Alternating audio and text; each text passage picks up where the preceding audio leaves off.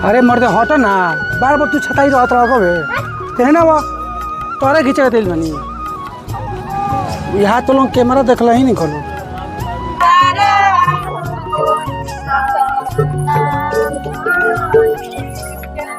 ए चाची तनी साइड रहो, हम साइड रहो तब ना वीडियो आई। देखी तो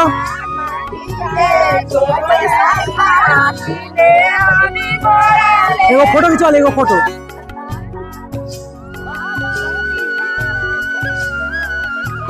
चाची तेन टेम्पो से बहरी रही ना, हे पटी तेन हे पटी आई।